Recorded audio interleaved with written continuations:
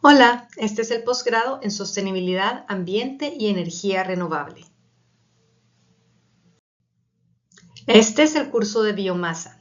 Estamos en la unidad 2, Generación con biomasa, capítulo 6. El tema de hoy va a ser los biocombustibles. Mi nombre es Nancy Chacón y estoy muy feliz de que estés aquí. Muchas gracias por respetar los derechos de autor de esta presentación. Y volvemos entonces a nuestra gráfica inicial, donde tenemos los diferentes tipos de biomasas. Ya pasamos y analizamos los procesos de combustión, de gasificación y de biogás. Pues por último vamos a adentrarnos el día de hoy en qué son los biocombustibles. Dentro de los biocombustibles vamos a encontrar dos grandes productos, el biodiesel y el bioetanol. Iniciemos entonces con el biodiesel. Este es un biocombustible que se produce a partir de someter un aceite vegetal a un proceso de transesterificación en el cual se hidrolizan los enlaces éster de los triglicéridos. Este proceso se realiza con la adición de alcohol metílico y un catalizador. Y tenemos como productos dos principales, el biodiesel y la glicerina. Podemos observar en esta gráfica que tenemos esta biomasa de origen vegetal. Hacemos extracción de aceite. Usualmente se hace como un manejo a presión de la biomasa para poder extraer el aceite. El proceso de transesterificación, donde se aplica calor, el metanol y el catalizador. Biodiesel. Y ya se produce entonces el biodiesel. Con este biodiesel pues pudiéramos quemarlo para producir electricidad, eso casi no se hace porque no es económicamente rentable, pero el biodiesel sí se puede sustituir en lugar del diésel de origen fósil y funcionar perfectamente el vehículo. Entonces su aplicación principal es el transporte. Cuando hablamos de rendimientos, podemos observar en esta gráfica que por cada 1.05 toneladas de aceite vegetal, más o menos esta es la receta, debemos agregar 0.11 toneladas de alcohol metílico. Aquí eso hace un 100% de introducirse al proceso de transesterificación y podemos obtener entonces una tonelada de biodiesel que va a representar en peso el 86%, 0.1 toneladas de glicerina, 8.6%, 0.023 toneladas de ácidos grasos, que representan el 2%, y 0.038 toneladas de pérdidas de masa, que representan únicamente el 3%. Los dos productos que se pueden comercializar es el biodiesel y la glicerina también se puede vender para uso comercial. Ahora, como ya sabemos que cada biomasa es diferente, también vamos a tener diferentes resultados en cuanto a rendimiento. Aquí podemos observar tres cultivos, el girasol, la colza y la jatropha. Los tres son biomasas con origen oleaginoso, ¿verdad? Con un alto porcentaje de aceite. Y ahora veamos más o menos cuántos kilogramos de este fruto se dan por hectárea. Podemos observar que por una hectárea que sembremos vamos a obtener 700 kilogramos de girasol, 1500 de colza y 5000 kilogramos de jatropha, es decir, 5 toneladas. Entonces, si yo les diera a escoger cuál de estos tres sembramos, ¿cuál me dirían ustedes? 100 puntos, la jatropha, ¿verdad? Porque con la jatropha vamos a obtener mucho más rendimiento. Ahora, cada una de estas plantas tiene diferente porcentaje de aceite. Girasol 44, colza 40 y jatropha 32. Aunque la jatropha es el que menor porcentaje de aceite tiene, pues ya por el rendimiento vamos a obtener una producción de aceite superior en comparación de las otras dos. Entonces, por cada hectárea sembrada podríamos cosechar y producir nosotros 308 kilogramos de girasol o 600 de aceite o 1600 de jatropha.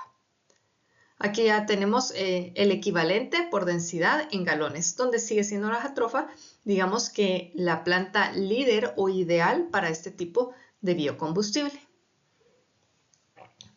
Aquí tenemos también cómo son las características. Si ustedes se preguntarán, ay, pero ¿será que ese biodiesel de verdad se puede sustituir en lugar del diésel? Y la respuesta es sí, porque las características físicas y químicas son sumamente similares. Observemos que aquí el aceite de la planta tiene una densidad alrededor de 900 kilogramos por metro cúbico y la densidad del biodiesel es de 880 y la del diésel de origen fósil es de 835 kilogramos por metro cúbico. O sea, esto ya es este es el aceite antes de transterificar y este ya es el biodiesel. Podemos ver que es incluso superior, un poquito superior al del diésel. Cuando hablamos de poder calorífico, el poder calorífico en gigajoules de un galón es de casi 42 gigajoules por galón de diésel y para la jatrofa es de 39 y los otros de 37. Sí es un poquito más bajo, pero la verdad es que no es, será un 3 a 5% menor el poder calorífico. No es mucha la diferencia. Entonces sí es posible sustituir uno a uno el biodiesel, en lugar del diésel. ¿Cuál es la situación del biodiesel en Guatemala? Actualmente existe poca capacidad instalada de producción y aún menos de materia prima. Lo que se ha producido en nuestro país es aceite reciclado que proviene de frituras y no de materias primas vírgenes. Entonces se hace un reciclaje con el aceite usado de muchos restaurantes. El gran reto del biodiesel, tanto en Guatemala como a nivel mundial, es que no ha sido posible producirlo a gran escala a un costo competitivo al diésel. Adicionalmente, el requerimiento alto de tierras que necesitamos para cultivarlo. ¿Qué quiere decir eso? Técnicamente sí es posible producir biodiesel con jatrofa, con colza, con girasol, pero cuando se hace, digamos, todo el estudio o los que han invertido en este tipo de negocios hacen toda la producción, resulta ser que el biodiesel producido, por ejemplo, estará costando 50 quetzales el galón y en el mercado el diésel está a 28, 25 quetzales el galón. Entonces es imposible competir económicamente. Entonces eso es lo lamentable con el biodiesel porque sí existe la capacidad, el equipo para hacerlo, pero nadie pues va a comprar a un precio que no sea competitivo. En cuanto a la legislación, no existe ninguna legislación relacionada con este tema en nuestro país, pero sí existe un reglamento técnico centroamericano que es el RTCA 75.02.43 2.06 biodiesel B100 y sus mezclas con aceite combustible diésel. Básicamente, este reglamento indica las especificaciones de calidad que tiene que tener el biodiesel, indicando características, valores y métodos de análisis. Ahora bien, pasemos al otro biocombustible, el bioetanol. ¿Cómo está la situación del bioetanol en Guatemala? Actualmente, en Guatemala existen 5 destilerías que producen alcohol. Todas estas tienen una capacidad instalada sumada de 70 millones de galones al año. Más del 90% del alcohol es exportado principalmente a Europa, Estados Unidos y México.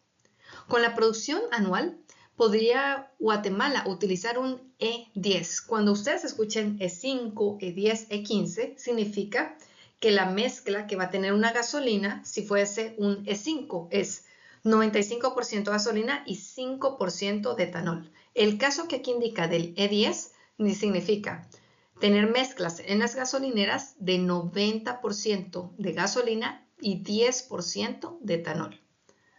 La capacidad actual de producción de estos 70 millones de galones necesitarían al menos 57 millones para esta mezcla, según el consumo del año 2018. Digamos que ahorita ya ha subido mucho ese consumo. El mensaje aquí es que hay capacidad suficiente en el país para producir nuestro propio bioetanol y poder tener una sustitución al menos del 10%.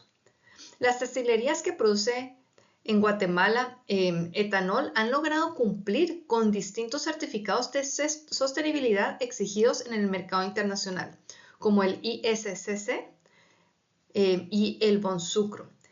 ¿Qué quiere decir esto? Nuestro bioetanol es de muy alta calidad. Para poderlo exportar a Europa o Estados Unidos, ustedes saben que hay muchos requerimientos y muchas certificaciones que deben ser aprobadas. Entonces estamos produciendo algo de alta calidad y lamentablemente se mete en un barco, se transporta hasta Europa y allí están utilizando nuestros recursos renovables.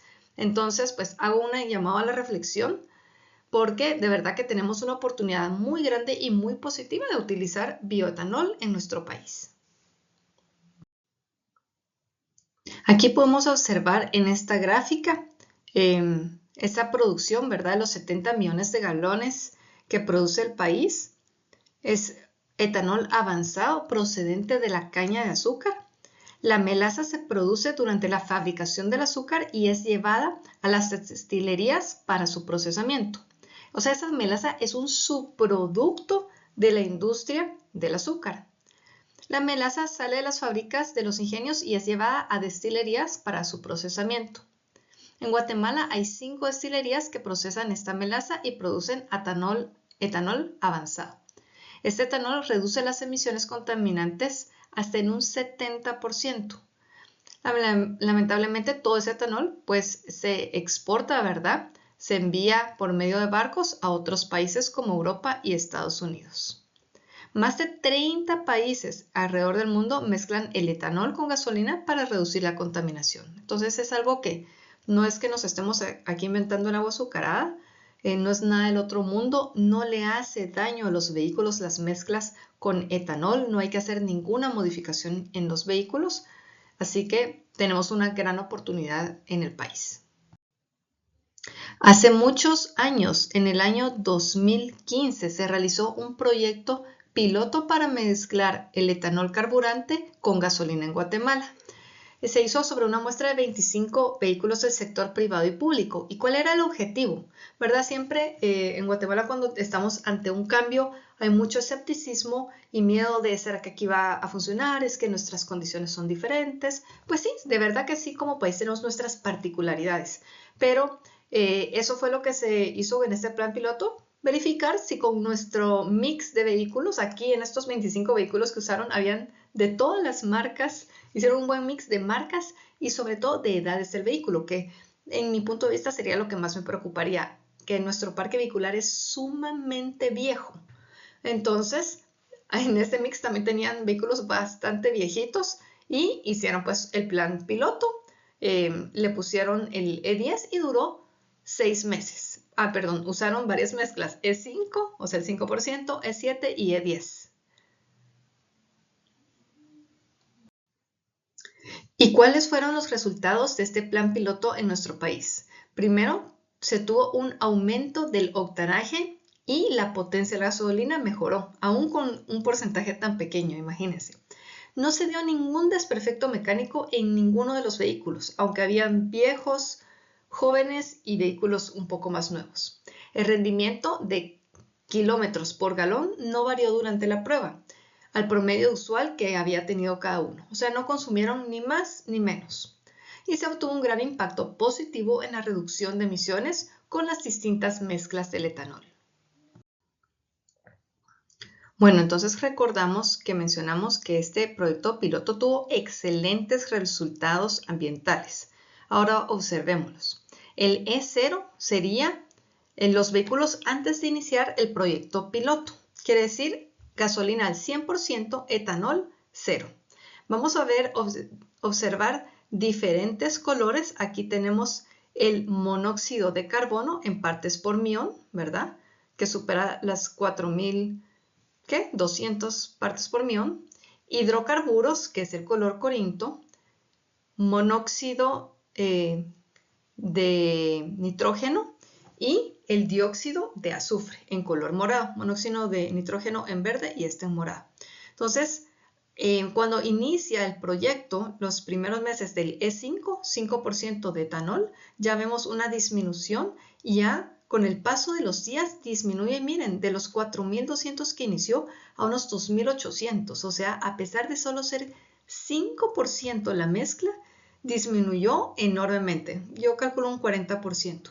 Observemos qué pasa cuando empiezan con el E10 y pasan los días y se sigue consumiendo el E10. se logró disminuir hasta menos de 1000 partes por millón ese monóxido de carbono.